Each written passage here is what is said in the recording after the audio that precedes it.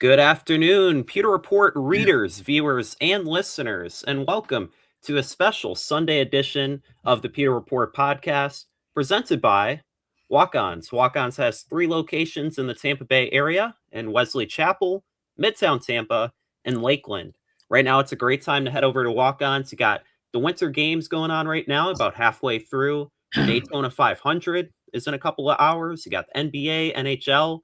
There's plenty that's going on, and you could catch it all at Walk-ons. Eat like a winner, drink like a champ. As mentioned, today is a special Pewter Report podcast because it is the second of 6 live Bucs mock draft shows that we're doing. And the first one maybe had the training wheels on a little bit. We're looking at the Senior Bowl after being in Mobile, Alabama for the week. But now we're opening it up a little bit. We're going to be looking at the whole draft board, numerous prospects that Tampa Bay might be interested in. And in doing so, we have a special guest joining us that is going to provide even more insight. So let's not waste any time. I'm your host, Adam Slivon, and joined with me is my wonderful co-host, Josh Queipo, and Real Bucs Talks, Michael Pless. It's great to have you guys on this afternoon. How you doing? Michael, I'll open it up to you. How are you doing today? I'm doing great, guys. Excited to be back. I looked at last year's show and didn't get many right, so hopefully do a little bit better this time. So when you say you didn't get many right, like moves that you hope the Bucs would do just didn't come to fruition, or are you saying the players that we drafted in that show didn't have a great rookie season? Well, I mean, some of the draft picks actually were good, but yeah, we didn't hit on many, and we didn't make a trade for Trey Hendrickson. So, that is true. Yeah. And the free agents got re-signed by their team. So, but hopefully today will be a little bit different. Again, I'm going to preface this by this is what I would do. I'm not going to say this is what the team would do, but this is my plan, and I'm hoping to bring some excitement to the Buccaneers fan base. Okay, I like it. I like it a lot. Real quick, I'm doing fantastic. I'm so glad that you brought up the Winter Olympics as part of that walk-ons read, because I love when the Winter Olympics come around for many reasons, not the least of which is it reminds me to go back to some of my favorite comedies of all time, like Out Cold and Ski Patrol. And they're just naturally like dovetail with this time of year and where the Winter Olympics are. So I'm doing great right now. That's awesome to hear. And there's a lot of excitement going on, and really excited for today's show. Michael, you're joining us, and you kind of mentioned going through like last year's show and your plan for this offseason. You kind of alluded to it on X a little bit, that you think there is a path, there is a way for the Bucs to become a contender once again, because, you know, Bucs fans might not be optimistic heading into this year. Todd Bowles is back as the head coach. You know, not too many outside voices added in, but bringing in talent, bringing in personnel, they still have an opportunity to do so.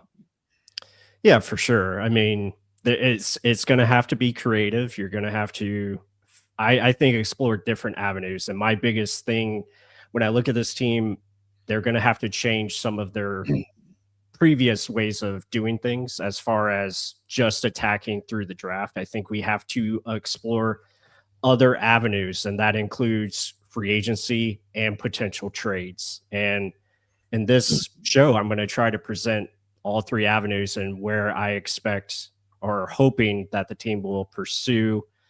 And really the mission for this offseason, it should be improve the front 7 by all means necessary. Like, that has to be the goal.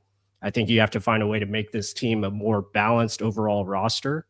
Yeah. I think you have the pieces in place offensively to be more than enough as far as a top end offense. It's now finding ways to bring that defense up and bring the floor even higher. So that way you can have a more balanced team, a team that can be more consistent and hopefully compete for a championship.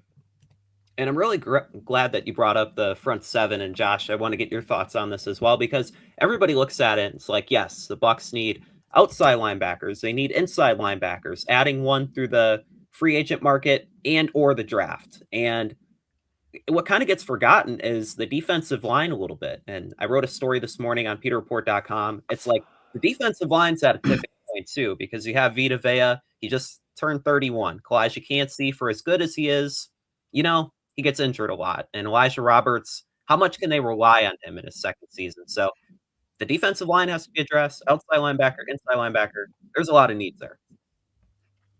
There is quite a few, and I love that you're bringing up the defensive line, especially when you consider the most recent Super Bowl participants, right? Like the Seattle Seahawks have a fantastic front seven. Yeah. The biggest strength of that front seven is their defensive tackles, right? You've got Byron Murphy II and Leonard Williams. Those are the two best players on their line. They've got good edges, not great edges, but they really create a lot of havoc up the middle. And then the Patriots, do you think most people could name their starting edges? No. I think the three of us probably could, but not everyone could. But the strength of their pass rush absolutely came from up the middle with Christian Barmore and Milton Williams.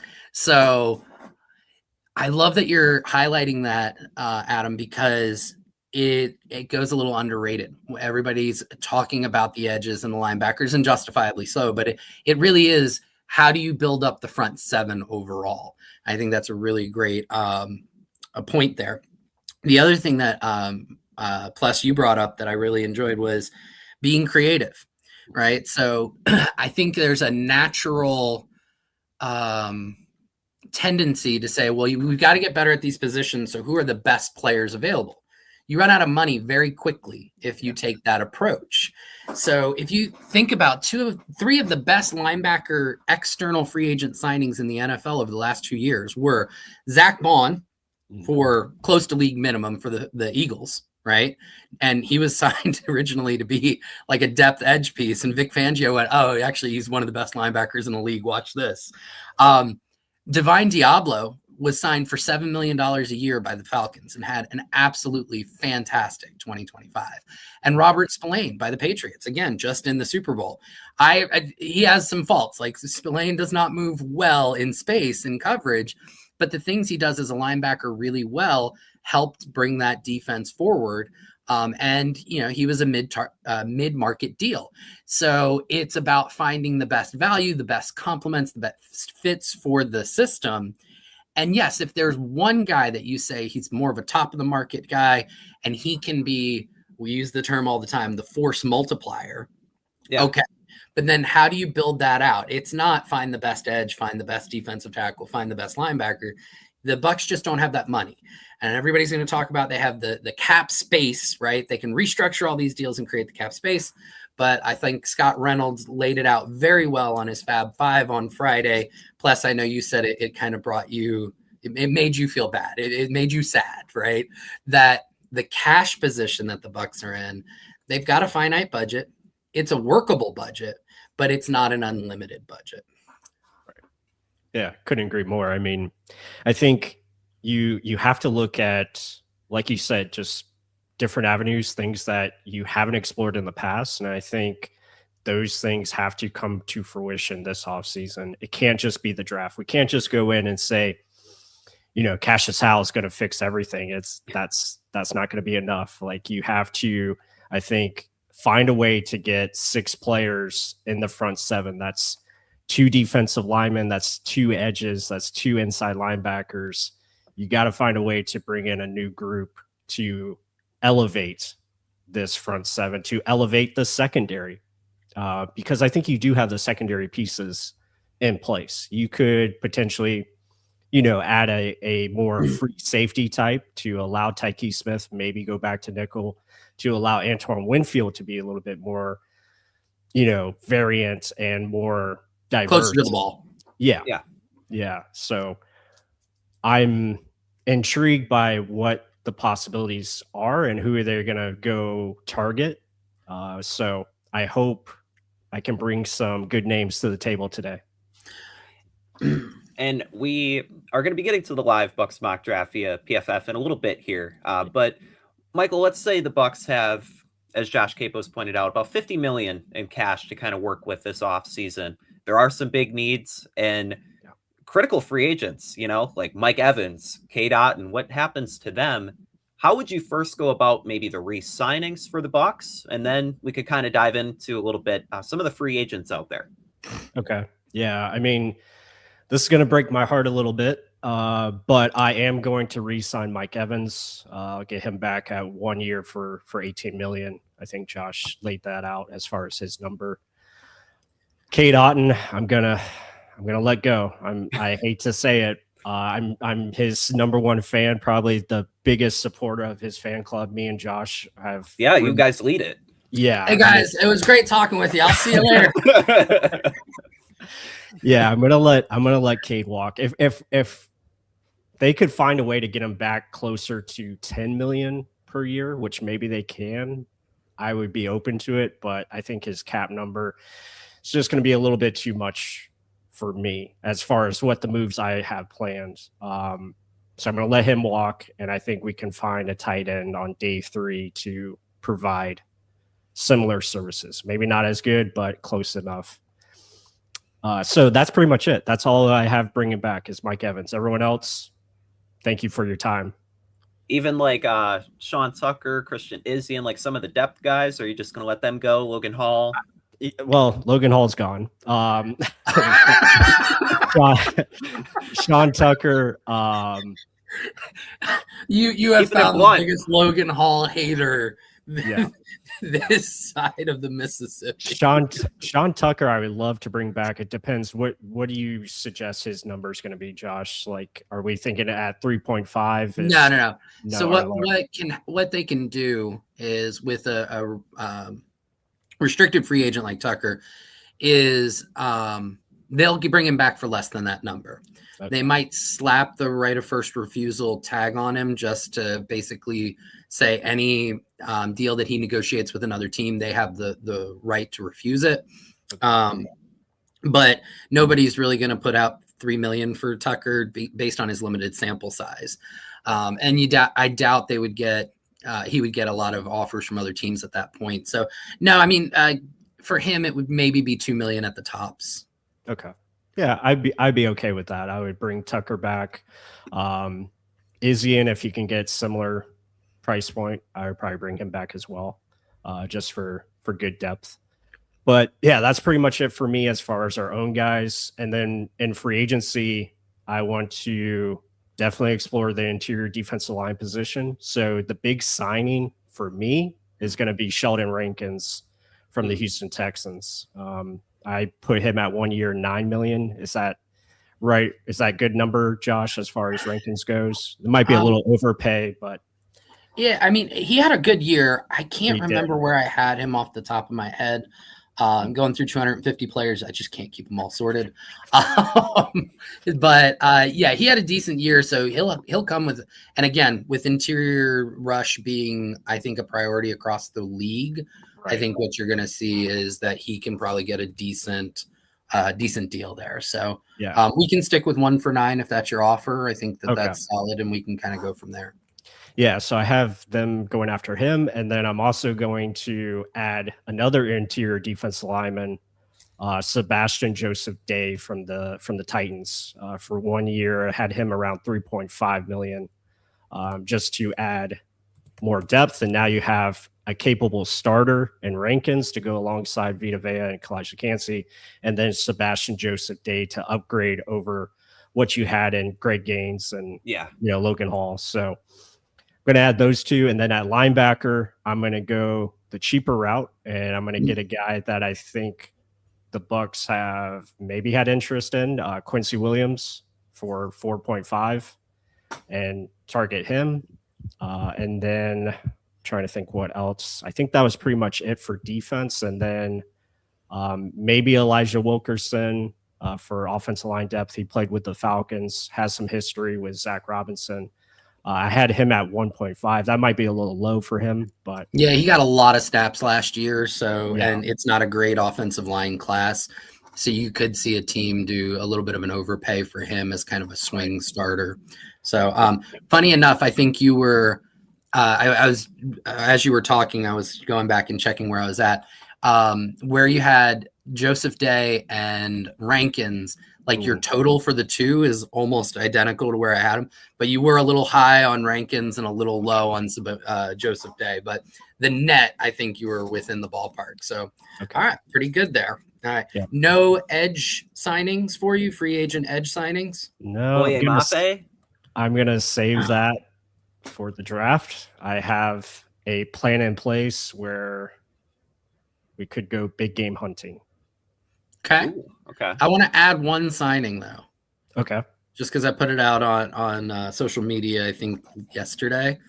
Depth corner, veteran depth corner, guy with special teams value who's worked with the Bucs' new special teams coordinator, James Pierre, who's been with the Steelers for 4 or 5. He actually had a really, really good year on defense in a part-time role last year. And I think that could be your Kindle Vildor plus this year. So we're going to add that in. Wouldn't cost much, maybe $2-3 million. All right. Sounds good. I like your signings, Michael, because they're realistic, and it also leaves like more cap space, because I don't think Jason's the kind of guy that, he has all this money, he's going to spend it all, even, considering the needs. So really addressing the defensive line, I think adding a couple veterans, then you don't have to draft a guy. And the defensive line class this year isn't that deep, and it's not a lot of guys who have had extensive production at the college level. I mean, we went to the Senior Bowl and we saw like Lee Hunter have a good week, Chris McClellan, but not too many other guys. Yeah, I mean, my plan is, again, getting proven players, again, older players. These guys are, in their 30s, but they're proven. They know what to do. They know how to stop the run. They know how to, rush the passer a little bit. And I think Todd Bowles has to get back to that. We had Ndamukong Suh, Vita Vea. You got to get back to bringing guys in like that. A Nunez Roches, a guy like Chris McClinton. I think it was McClinton or McDonald. Are you thinking of Steve McClendon?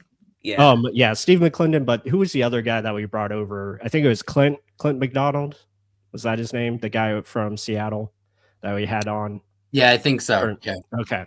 Yeah, you got to get back to those guys that know their role, know what they do well, but also can offer some upside and some more flexibility in your front.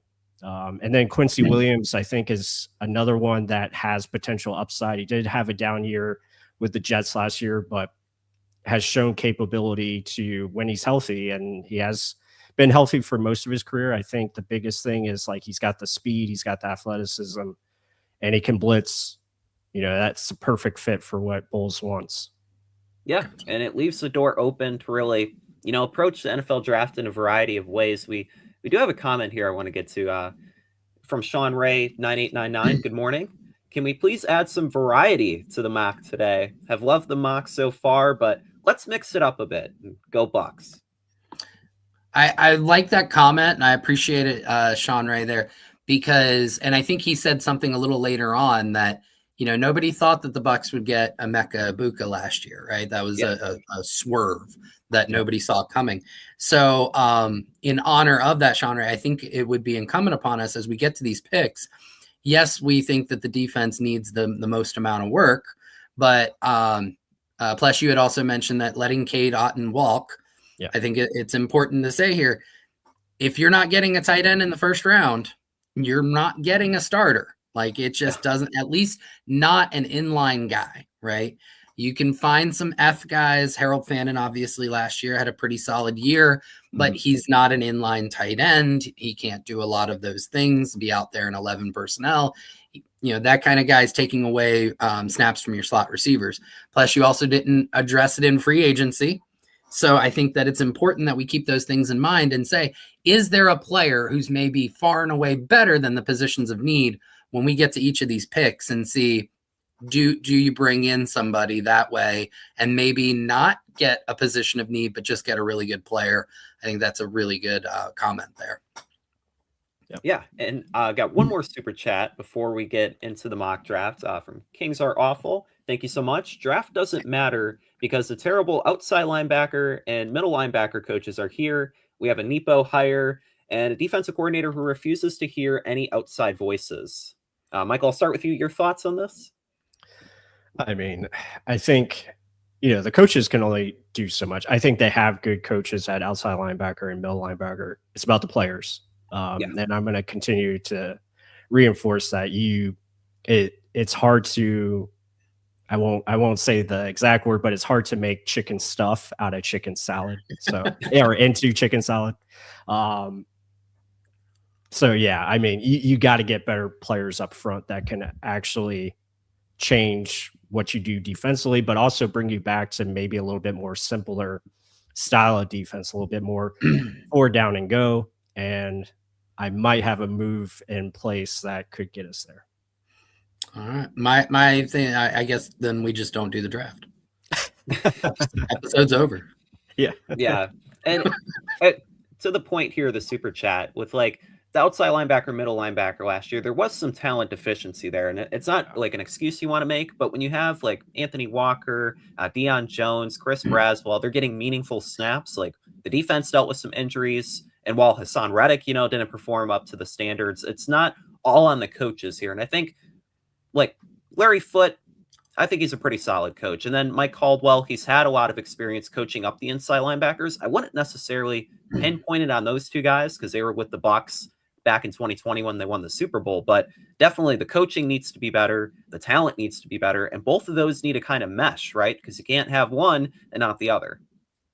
Yeah, I think the criticism of the nepotism hire, that's throughout the NFL. I think that's a valid criticism of the NFL overall. What the access to getting into coaching for anybody who doesn't already have a connection, a personal connection, I think it's something that needs to be addressed by the league. I think this organization has proven very well that they do look at groups of people that don't normally have the best access to coaching. They've been at the forefront of a diversity there. And so this is the first real nepotism hire. So I have trouble criticizing this one in a vacuum, but I think it's a league-wide issue, the nepotism stuff. And then as far as the outside voices, I agree with King's Oracle that I was really hoping that Bowles would take kind of a Raheem Morris approach. Last year, Raheem Morris brought in Jeff Ulbrich. Those two come from different worlds when it comes to the how they see defense. And they merged their styles really well and created something special there in Atlanta. And I was hoping Bowles would do something different, bring in somebody, a senior defensive assistant or a defensive coordinator actually in title, and somebody who would say, hey, how do we evolve this? How do I challenge your way of thinking to create the best defense possible? I was a little disappointed that we didn't see that. They did make some changes on the coaching staff on the defensive side. I think some of the stuff in the secondary is probably going to prove to be beneficial. I was hoping they would go a little further myself. There's a hilarious comment here. My dad gave all you haters the middle finger by hiring me from Todd Bowles Jr. That's funny. But nonetheless, we have the mock draft simulator pulled up here. Default settings, I think, is the way to go here, guys. Yeah, I'd say so. All right. Yeah, that's fine. All right, so we'll start it up. Bucs are picking 15. Before we hit the start draft button, any thought of trading up? I know, Josh, you did a little scouting report on Ruben Bain, the defensive end from Miami. Do you guys want to allocate any other picks to move up to maybe 9, 10? I would be interested in potentially trading up if Sonny Styles got to 10 or 11, but I have a different trade of mind once we get to our pick. So you think I guess something. The big question here, Pless, is do you want us to slow the speed and see how the first 10 picks play out? Or are you okay? Because right now our speed is on turbo. So that means we're going to get to 15 fast. So do you want to slow the speed, see how the draft plays out to get to 10 to see if maybe you want to do the trade up? Sounds like trading back is really where you're thinking. So this is you are the GM. You are Jason Light for a day. How do you want the speed to go here? Yeah, let's keep it on turbo. That's fine. All right, no trade up happening. Let's do it. Yeah. All let's right, go and start. See what craziness ensues. All right, so we got Mendoza. Oh, Ruben Bain went at number 2, so that wasn't happening. Okay. Jeremiah Love 3, Arvell Reese 4, Downs, Bailey, Tate, Lemon, Delane, Styles went at 10 to the Bengals. Yeah, I already know what I'm doing now. Oh, and Howell went 12. His Howell's gone. So yeah, I already know what I'm doing. So what are you doing? So this is what we're gonna do. Las Vegas Raiders have to spend a lot of money this offseason. And I think it is time to explore trade avenues if I'm Jason Light. And I'm basically going to punt on this edge group position, at least in the first round. Yeah. And Max Crosby has been rumored to be potentially available. I think the Raiders end up eating most of his 26 salary to make it affordable. And I'm going to offer 2 first-round picks for Max Crosby. Ooh, 2 first-round picks. Let's pull it up here. So I'm just trying to look at the value of that. I think if it's 2 firsts, you can probably get it done. Yeah. I guess my question is, if they're eating the salary, I mean, if we have to throw in a sweetener, I'm all for it. I'll add in an extra. I could add in a third or a second for 27. Well, there is another possibility, and I think Scott Reynolds actually covered it on his Fab 5. Would you be willing to keep one of those first-round picks, maybe not have them eat the salary, which increases the draft compensation that they're asking for, and maybe do a first this year, a day 2 pick next year, and a big salaried player going back to Vegas? So you think about those big salary players. The 2 that kind of come to mind for me would be Antoine Winfield Jr. or Sly. Don't kick me off this stream. Luke Gedeke. Don't do it. Don't. Nope. That's where we draw the line. Yeah, I mean, I saw those possibilities as well. I saw, potential for Chris Godwin. I don't think they're going to trade Chris Godwin. Vegas wouldn't want Godwin. Yeah, he wouldn't be seen as valuable to them. And I don't know if they would have. I mean, if we traded Jalen McMillan, I don't know if that would be something that would put you over the top. Salary wise, you would have to, add in one of those guys. If I had to trade someone, it would probably be Winfield, but I want to keep Winfield personally, and I'm okay with trading both first and having them hopefully eat some of that salary so we can make all the free agent moves work as well. And but I just think the upside for this type of move, again, Jason has had his struggles drafting edges outside of Yaya Diaby. He's had inconsistencies there and hasn't been able to find that true impact player in the draft. And I think getting a Max Crosby at this time and period, like, he can come in and just raise your defense tremendously. Just adding him and having Yaya, Kalijah Kancey, Vita Vea, now Sheldon Rankins on top of that, like, that's a really good front that you can utilize along with Sebastian Day and linebacker. We're going to find a linebacker with our second round pick, but yeah, I mean, this is the type of move. I just think that if you're trading for him and you're getting Vegas to eat the salary, you're talking more than 2 firsts. I think you're probably talking a first this year, a first next year, and like a second in 2028. I mean, we can add on a second for 2027. I'm fine with that. I am on the fence here because we were talking about Luke Gedeke, Antoine Winfield Jr., trading a veteran to kind of eat some of that money, even it out a little bit. But Josh, you don't think Chris Godwin Jr. would have any value to the Raiders? Because I mean, you look at the receiver room, right? And it's Trey Tucker, Dak Beck. Yeah, not enough to warrant a major offset of Crosby. At this point, Godwin, if he were, this is the best way to put it. The Bucs are going to have to pay him $22 million this year. Right? It's guaranteed salary, and that's what the Raiders would be taking on.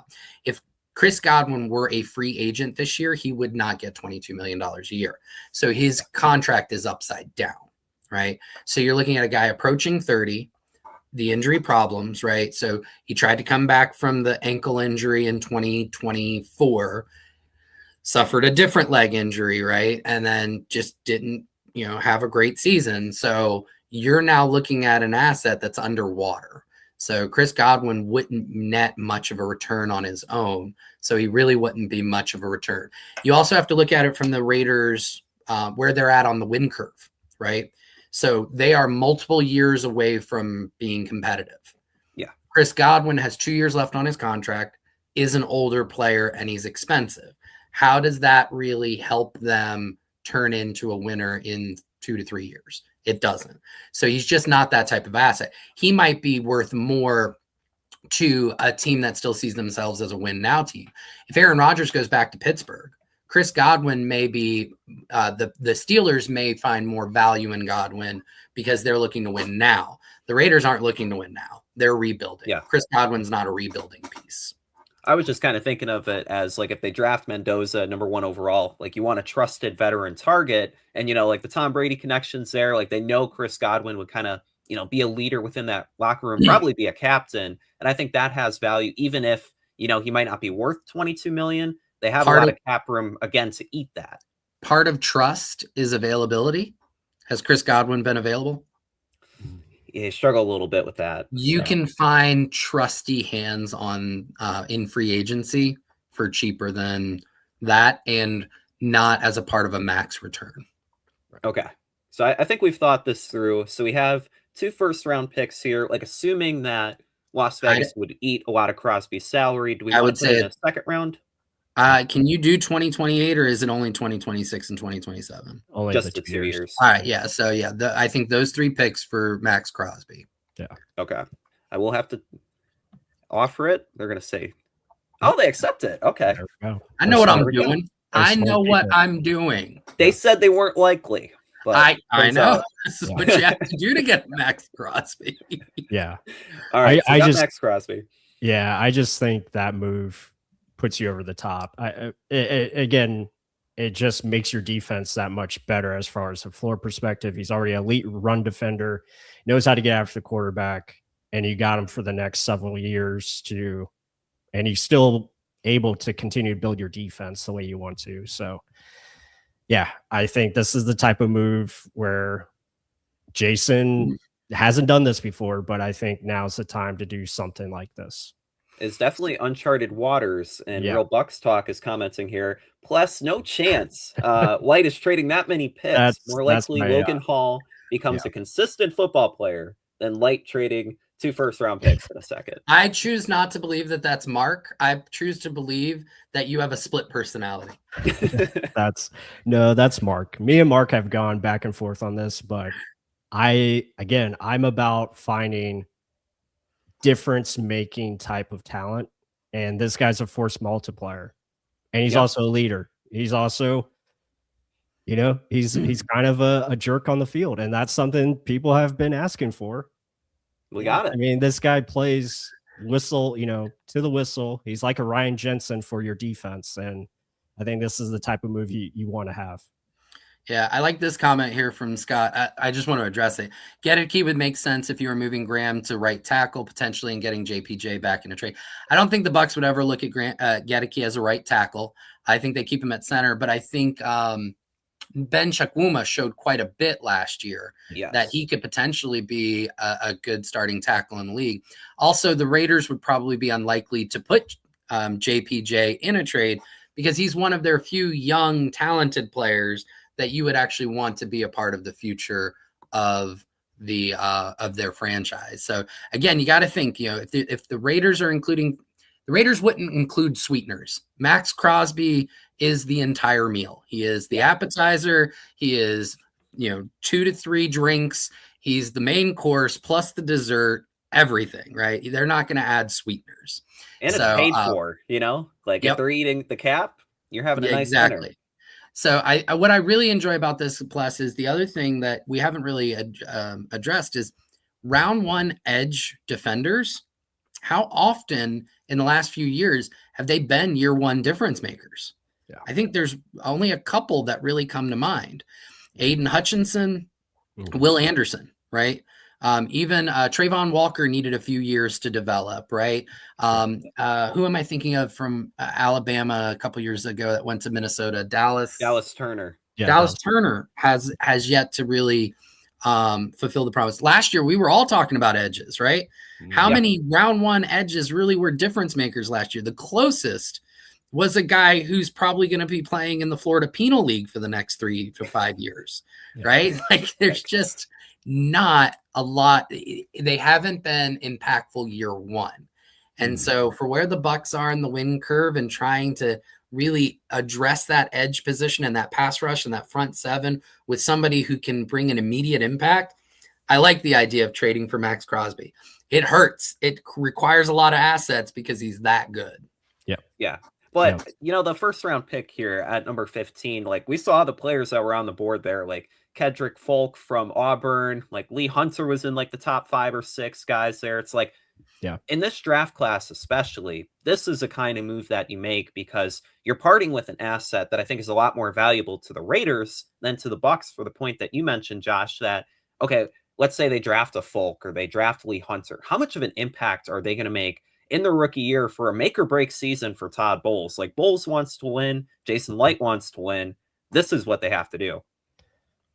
Yeah. And if the draft shaked out like this and we didn't make the trade, I would probably just take CJ Allen and not think twice about it. I like that. And then just move to the next round. But all right. Yeah, I'm being bold. I tried to be bold last year when I was on this show. We did a bold trade. We did the Trey Hendrickson. So it's becoming an annual tradition of our draft show with Michael Pless being the one where you just trade for an edge defender. Yeah. I just think it's time. So it's time to move on to the next round. Do we want to trade back up at all, or are we just going to 46 here? 46. All right. See what happens. All right, here we go. All right. Scroll up here a little bit. If people watching want to look at the board. Oh, Mesidor went 31. CJ Allen went 29. Yep. Yeah. To the Rams. TJ Parker went 19. All right. We're in the second round. We have some options here. There is a tight end, Eli Stowers. We don't have Kate Otten. Right. Colton Hood. Jake Golday. Yeah, Jake Golday grabs my attention. It's an interesting one. I started watching him this morning. I'm looking for our boy. Is Josiah Trotter there still? I think I saw him. Hold on. Yes, he's still there. I was looking for... I'd be interested in him. The guy that everybody loves, Jacob Rodriguez. He's still there. Yeah, I'm a little... Wow! I'm a little lower on Jacob, but Kyle Lewis is someone I'd be intrigued by too. That's so interesting that I believe this is the post-Senior Bowl that Trevor Sikkema has actually put in his post-Senior Bowl movements, and he has Kyle Lewis just a couple spots higher than Jacob Rodriguez, which is so interesting because we here at Pewter Report have kind of gone back and forth. They both had fantastic Senior Bowls. Everybody fell in love with Jacob Rodriguez, and the contrarian that I am, I'm like, what about Kyle Lewis? Yeah. Yeah. And in the recent Pewter Report mock draft, if you haven't read it, be sure to check it out. You and Scott, you guys picked both. You're like, you know what? Let's get one in the second. Let's get one in the fourth. We're all good now. Oh, man. All right. So those are some of the linebackers we're looking at. I know you said Trotter. Galde is interesting because he's got the edge versatility. You could put him at the on the weak side, and he can really step down and create the 5-man front. He adds to the pass rush plan. Although, how much do you really want to, bring extra assets now that you have a Max Crosby? Would be interesting there. So those are some linebackers. We did note that Eli Stowers or Stovers, can't remember. I think it's Stowers. Yeah, Stowers. That he's available, and we really don't have a starting tight end on the roster yet because you let TE1 go, you backstabbing bastard. But who are some of the other guys that are available? And then I'd love to hear what the chat thinks, and if somebody wants to throw a super chat at us and call out who we pick, we will bench Pless for this pick for that. I will say Chris Johnson, the corner, has gotten a lot of hype for being a top 50 pick. Jamel Dean's gone in this scenario as well. Do they maybe allocate a pick there as well as Colton Hood? Yeah. Derek Moore. Colton. Is Colton Hood available? I think I saw he's still available. Yep. Yeah. That'd be intriguing. He had a decent Senior Bowl too. Yeah. I'm actually, let's see who's available at safety. Because safety, I want to get a free safety because I want more versatility for. Okay, there's still some guys there. Genesis Smith has my eyes, but he's probably more maybe waiting around. And Bud Clark from TCU. Yeah, like Bud Clark would be someone. He had a really good Senior Bowl. Yeah, I haven't gone in depth on him. I'm just looking for someone that can be a center fielder that can allow Winfield to move around. Edge position, I saw Derek Moore. Derek Moore. I wouldn't be opposed to that. Again, you want more than just Crosby and Yaya. You have David Walker still on the roster, but I would Anthony Nelson. Anthony Nelson and Braswell, I probably move on from, to be honest, and I would probably add another speed rusher to the mix. So the chat's kind of all over here. We got J-Rod, Trotter, Derek Moore, Trotter. Trotter's a force. Deontay Lawson. Stowers. Michael Trigg, the tight end. All right. With this much variance in the chat, and no super chat to take the reins, plus the pick is yours, bud. Yeah, I mean, tight end. Let's go to the tight end position real quick. I want to see where I have someone else that I have in mind. Yeah, he's at 106, so I'd be close. Okay. Trying to finagle my way here, but yeah, Sam Roush would be my guy for tight end. I just think he's very similar to K-Dot in my eyes. And you nailed Otten 4 or 5 years ago, so I know what I'm looking for when I need a tight end. So are we going to take Roush now, or are you going to wait till 77?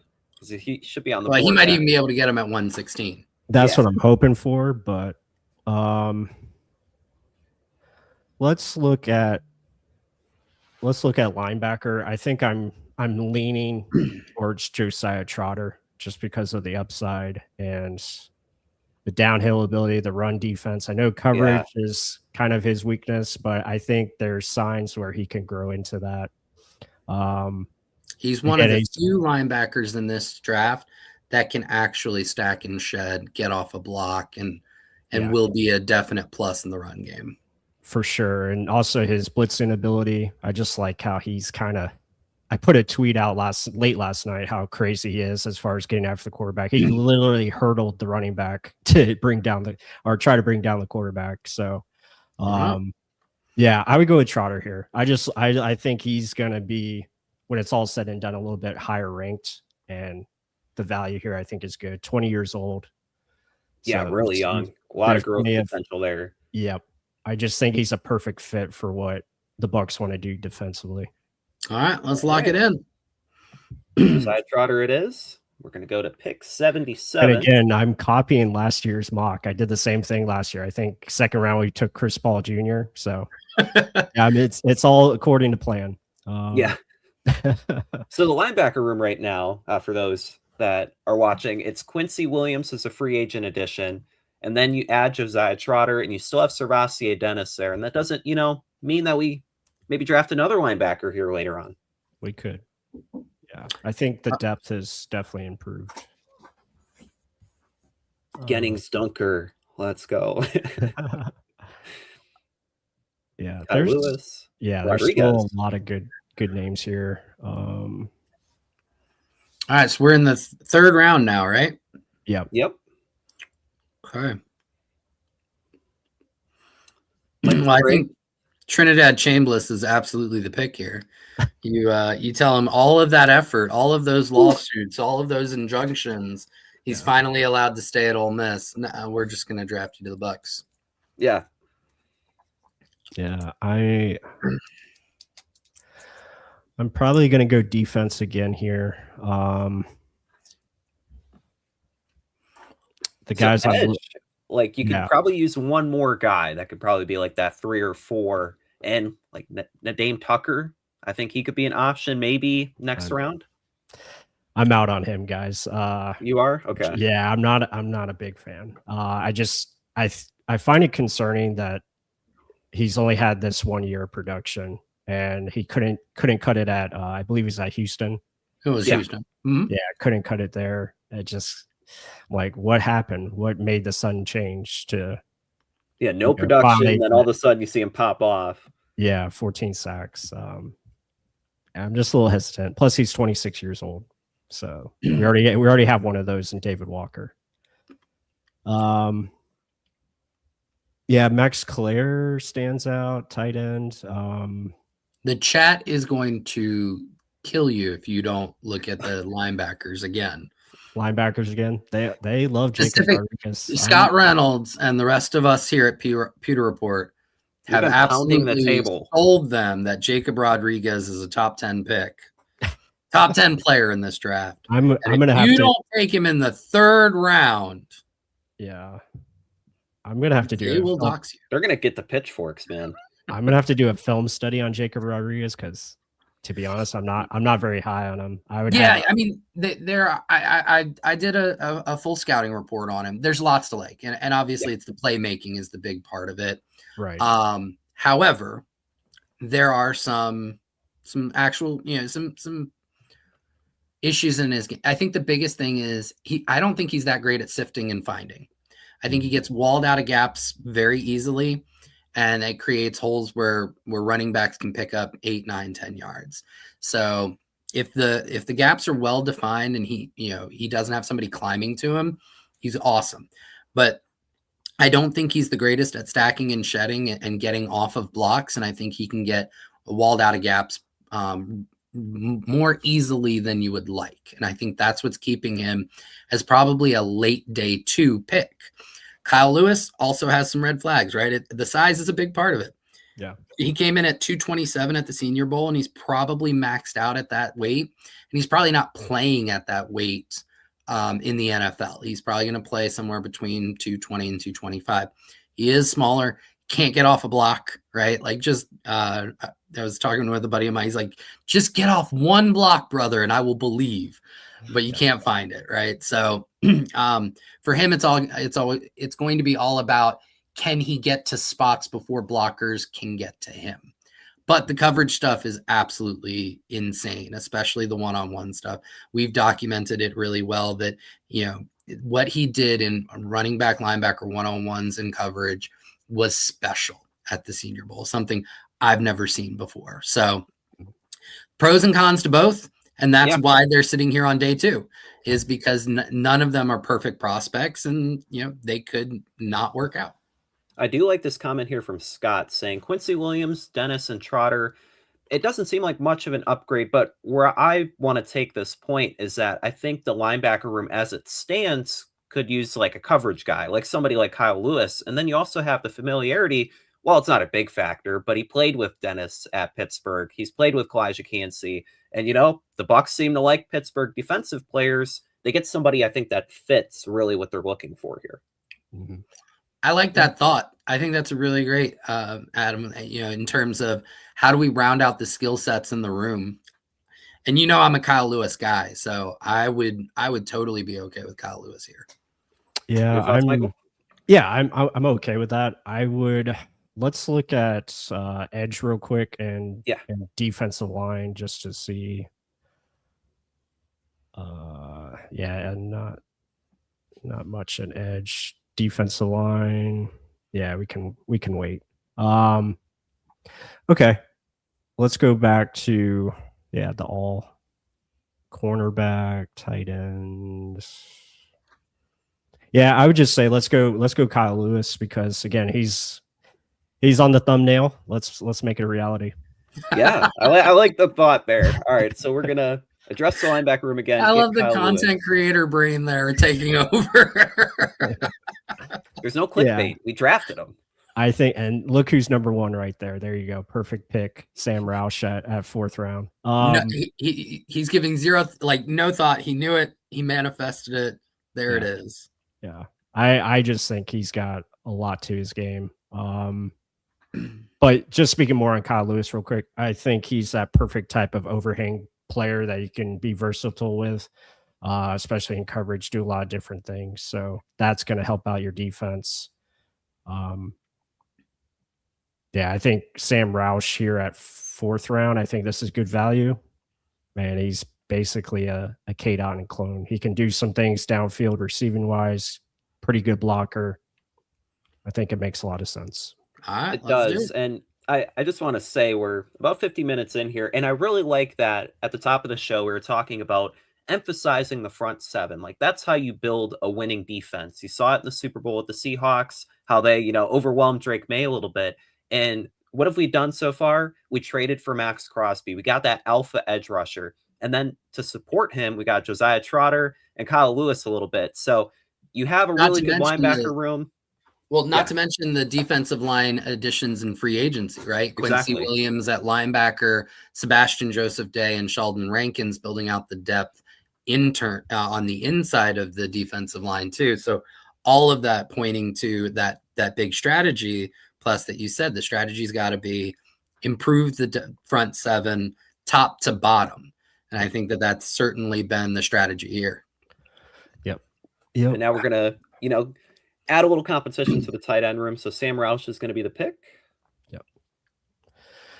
Yep. I think the Bucs would like him. So now in the fifth round, is there any Mike Washington? Rashad White's gone. And Sean Tucker could use a running back.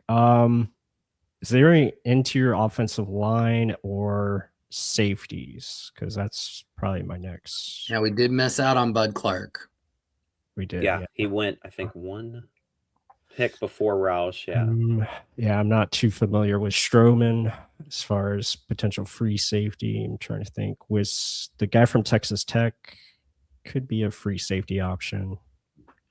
I know nothing about the guy from Kansas except it would piss off our boss, so I'm all for it. Yeah.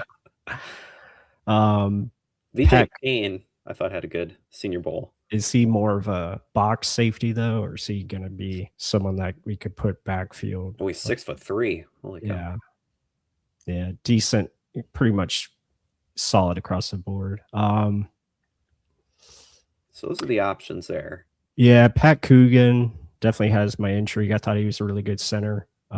Just someone you could get that could potentially play center or guard. Kind of an upgrade over Elijah Klein. I would be intrigued by him. What do you think about, addressing corner? There's a couple comments here. Okay. Scott said, with that group, you got to run with more dime looks. Smith and Winfield in the star position. So if you draft another corner or safety, it kind of opens things up for the other playmakers in the back end. Yeah. Well, I'll be honest there, Pless. I think JJ Roberts is somebody who a lot of Bucs fans probably didn't get to see much of because he got hurt in preseason last year. But he's somebody who I think can add some versatility to the safety room. That's and true. Potentially could he can play the slot. I think he can play free safety. So I think you might already have that guy on the roster that you may not need to prioritize it here in the draft. True. Yeah, that's a good point. I'm fine with that. Yeah, I would look at, corner. Harold Perkins has. Was a corner? No, Harold Perkins as a linebacker, I think but he could probably play corner. He's just so athletic, but just doesn't really have a home position. But I think he can just do so much. He's very similar to Kyle Lewis. He's just, I think, a superb athlete.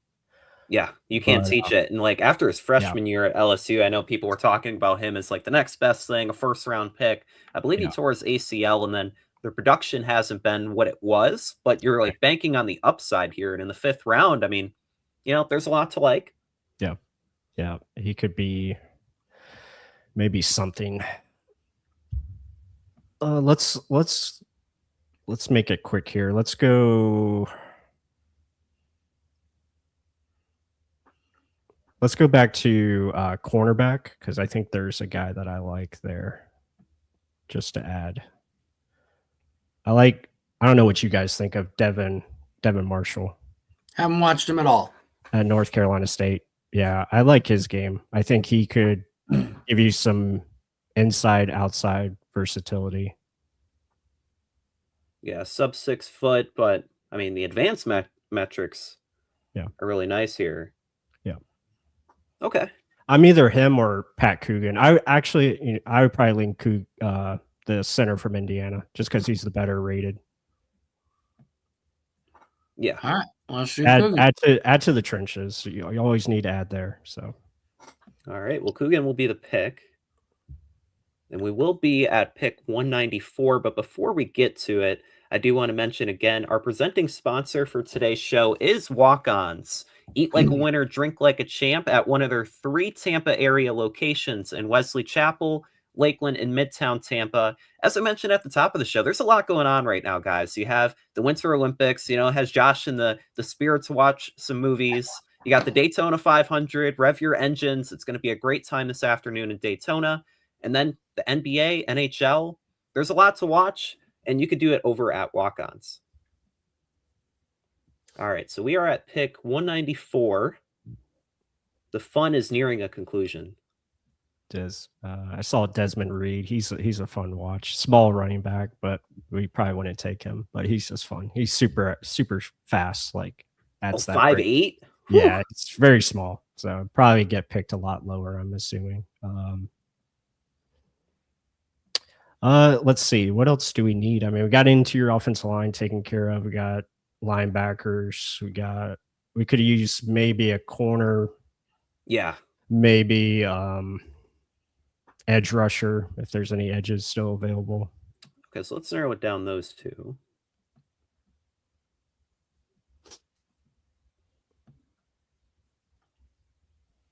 Anybody catch your eye here of this group? The guy from Washington, because they always love Washington players. I think he'd be pipeline. 6'4". He's huge. 5 touchdowns last year? Or is that 5 touchdowns allowed? Okay, I was gonna say it's either a playmaker or that's really bad. Yeah. Let's see what Edge has still. Might be a sleeper here. Vincent Anthony. Decent production. Nothing crazy. I just like his kind of speed. A Wisconsin guy. Ooh. But now we're getting into the undrafteds. Yeah. Yeah, you're kind of at the point of the draft. It's kind of just whatever's best available. You're throwing darts. Can you go up to the top? What about doing another tight end? Yeah. And Oscar Dill. Yeah. I mean, he's the move tight end. He's athletic. So yeah, I wouldn't mind that. I think that'd be good. That basically round out your tight end room. You have him, Payne Durham, Devin Culp, and then Sam Roush. There is a couple comments pointing to Harris. Okay. As a defensive tackle, special teams guy. And then Steven. Did we have a couple of comments for Harris, or one guy commenting twice? I think one guy commenting twice. That's how you really get a guy's stock up, is you say it so much, everybody thinks that there's a totality to it. Yeah. Quarterback, though, is a good point. Like, if Teddy Bridgewater isn't re-signed, they have Connor Bazelak on the practice squad, but... Right. Yeah, they like Bazelak. I think if you're getting somebody to replace Teddy, you're getting another vet, somebody who's got some experience. I do like the quarterback from Illinois, though. Altmaier? Yeah, throw some propaganda his way. But all right, is Delp the pick here? I would be okay with that. Okay. Yeah, I don't really Josh, we lost Kate Otten, but we got 2 tight ends to make it up for you. Y'all are dead to me. You don't understand how much it hurt for me to say goodbye. So you're right, because I would never do it. Yeah. Michael, what do you think of Rayshon Benny here in the 7th? I would be open to that. I think he's another one that fills a role. I think you're pretty much set with the defensive line if these moves did play out. I do like the upside of Jason Jones, who didn't play for the team last year, but they signed him to the practice squad. I think he's got a lot of upside. I know Elijah Simmons, but yeah, Benny would be interesting. I think he's more of a guy that could do, kind of anything. What's his size? He is listed at 6'4", 305. Yeah, so he's a little bit of he can have some versatility there. What about running back, the kid from Indiana? Another comment alluding to the quarterback. Let's see, running back. Yeah. Kalen Black. Yeah, he'd be good. Wouldn't be bad. 5'10", 211. A fullback. We get a fullback. Yeah, running back. Adam Randall. Mm-hmm. Yeah, he pops. Good name value, right? Yeah, great first name. Yeah, I would say either running back or corner. I already solved corner with Pierre. That's true. I mean, I think there was the guy from Southern Miss. The other thing there with regards to corner, Pless, is if I go back to your original plan, is you wanted to find somebody who could help Tyke get back to the slot. Mm-hmm. So, and we talked a little bit as we were going through the draft about JJ Roberts. So I'm not sure how high you are on Roberts, but if you give Roberts a role as a safety, bringing Winfield into the box and pushing Tyke to the slot, then you've created natural depth on the outside corner position, because now you have Benjamin Morris, Zion McCollum, and Jacob Parrish all vying for 2 spots. Right. With Pierre kind of slotting into that CB4 role. So cornerback here, you're looking at CB5, really edge of the roster type of stuff. Well, I mean, if we can get Josh Hayes off the team, I'm all for that. So, but yeah, I'm good. If there's who's the best as far as running backs, I mean, Black would probably be. I do want to point out there's a comment from Sean here that doesn't make sense. Drafting 2 tight ends, we have Culp, we need another corner. So in this scenario, we'd kind of have 4 tight ends, the 2 we drafted, Payne Durham and then Devin Culp. So there's a lot of guys competing there, and it's maybe corner, but you guys just mentioned somebody that's drafted, it's not going to be expected to really do too much here. Right. Yeah, I think the thing with Culp is, I think fans look at his combine and assume a good tight end, right? And I think that the way the Bucs have gone out of their way to keep him really off the field, if O'Keefe hadn't gotten hurt at the beginning of the season, Devin Culp probably doesn't register a single snap. I think that there's a lot more to playing tight end than just being an athletic guy. Kyle Pitts went through a few years of, in the wilderness proving that. And so I would say faith in Culp to just step in and be a tight end 1 or a tight end 2 is probably fool's gold there. Mm-hmm. Yeah, agreed. I do like Steven Stansfield, who said, just get an undrafted free agent running back. It worked out pretty well with Sean Tucker. Like in this scenario, it'd probably be the path there. So is corner the move? The Southern Miss guy has production. Mm. Yeah, I mean, I would be open. What about I don't think we don't probably need another receiver. Vinny Anthony had a good week from Wisconsin at the Senior Bowl. To be honest, it would probably be either Rayshon Benny or the corner for me. Just because you had another defensive lineman. Vita Vea is probably not going to be back in 27, so. Scott also pointed out the wheels fall off when Cody Malk went down, get another guard with potential. We didn't re-sign Dan Feeney or Michael Jordan, so Ben Bredesen will be back, Malk will be back, but we don't really have another interior offensive lineman. We got a center. We got Luke Haggard. It's already set. He's the answer to all the problems. He is, man. He should have been starting last year. That pissed me off so much. Yeah, I would say either Benny. Let's just go Benny. Okay. Corner we can get probably Moten undrafted. All right. I think this is a again, it's a solid draft where it gives you, good roles already drawn out and you already have specific plans for them. And then on top of it, getting Max Crosby is really all you need. So here's a breakdown of the letter grades. Best picks were the tight ends. Yeah. Yeah, there you go. So it is an above average draft. And Michael, do you think this is kind of the blueprint that you were alluding to where, you land these players, this can turn the Bucs into a contender?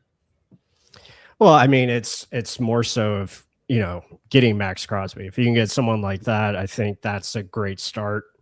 And then adding what you did in free agency. And I think it just can't be so dependent on these draft picks. We have to remember these guys are young coming into a league, and not every pick is going to be a home run player like Tyke Smith or an Antoine Winfield or a Tristan Wirfs. Like, no one is going to come in and be that good right away. And I know that's happened in the past with the Bucs, but that can't be your only source of bringing in talent. So I think this plan kind of, it explores all the options and it gives you more flexibility from a roster. To be honest, I probably wouldn't be picking two tight ends, but the value, matched up, and obviously getting a replacement for Cade Otton and then adding to the linebackers, pretty much solid there. And you just have good upside for your team, a more balanced overall roster. And I think this team, if they can be healthy and with the additions made, they'll be right there. Josh, your overall thoughts? I really like, I will say, the defensive line. And I think, drafting Benny here and then signing Joseph Day, signing Sheldon Rankins, I think that really spruces up that area too. Yeah, I like the focus and intentionality with upgrading an area of the roster. I think that Pless, you did an awesome job with that. You talk, I mean, again, just kind of recapping how you address the front seven. It was Max, Sebastian Joseph Day, Sheldon Rankins. Then you have Quincy Williams, Josiah Trotter, Kyle Lewis, and Rayshon Benny. Not all of those moves are going to work, but right. You've added enough moves that the chances that none of them work, very low, right? And then you've got hopefully a Kalijah Cansey gives you more than he has over the last couple of years. So there's a plurality to that, adding on what they already have in the front seven, that you should be able to say that we're 80% confident that the front seven is going to be better than it was last year. And I think that if you can come out of this saying we're 80% confident that even if things go a little wrong, we're going to be better, that's a win for an off season. Mm-hmm. So I would say you almost won the off season, but you let Cade Otton go. And so it's ultimately an F, right? Yeah, but outside of that, I thought it was really, really good and very thoughtful and very intentional and creative, which is what you said at the beginning, creative way of improving the defense. And I think like a criticism some people might say about our blueprint here is that maybe we didn't address the cornerback position enough, with Jamel Dean being gone. But I'd counter with like a lot of these moves in the front seven. If you have a more stout, more productive front seven, that will also help the secondary too. And I think you could probably expect Zion McCollum to at least be a little bit better than he was last year. He's not going to struggle as much. You have Benjamin Morrison another year. Rashad Johnson being the coach there, I think will also help out too. Mm-hmm. Yeah, I mean, you invested into that group last year. You're expecting those guys to improve and get better. Jacob Parrish is going to get better. You have to look at Benjamin Morrison, the upside. I thought I was so high on Morrison last year. I thought he was a first-round talent.